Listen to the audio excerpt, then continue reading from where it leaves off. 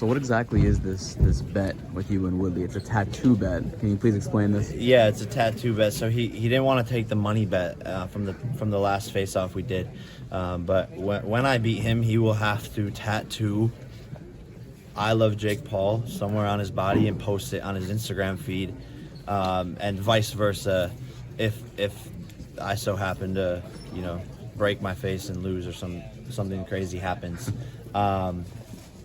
So yeah, we'll see. We'll see. Did you just come up with it on stage, or did you have that kind of already locked and loaded? I had thought about it like once before, but it just like happened to come up at the perfect moment in the press conference. Because I was like, yo, if he's not going to take the money bet, why don't I challenge him with a different bet?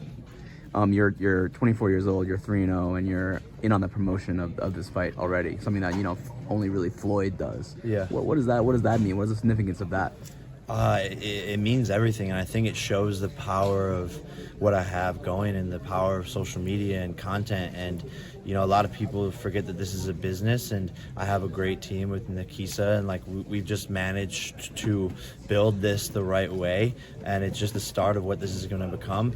Most valuable promotions, the name speaks for itself. Our goal is to create the most valuable fights, the most valuable fighters, and the most valuable events, and to be partnered with Showtime, the greatest company in boxing right now. It means the world, and I'm just blessed. And like I said, I owe it to the team and the hard-working people around me. So you're at UFC 264 the other night in Las Vegas. What did you think of that show? And the main event with McGregor hurting his leg. Yeah, it was awesome night. Sean O'Malley I was there rooting for Sean O'Malley. He put on a record-breaking performance.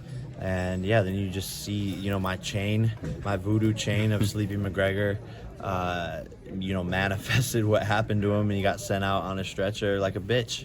And he's just lost it. Like he's an actor now. I think it's all an act, and Dustin Poirier was the one to expose that. Did you actually send that chain to Poirier?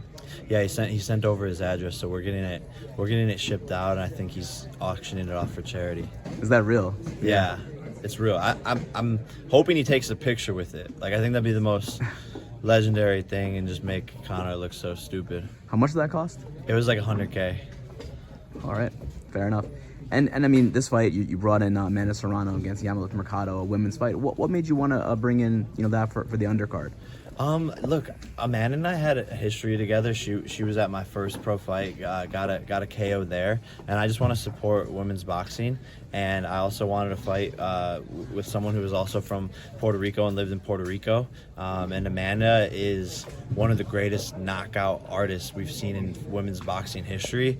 And I want to be one of the greatest knockout artists in men's boxing. And we were training last night, getting some tips, getting some pointers from her. But she's a real animal. Like, her nickname, The Real Deal, is no joke. I've never seen guys hit like she hits.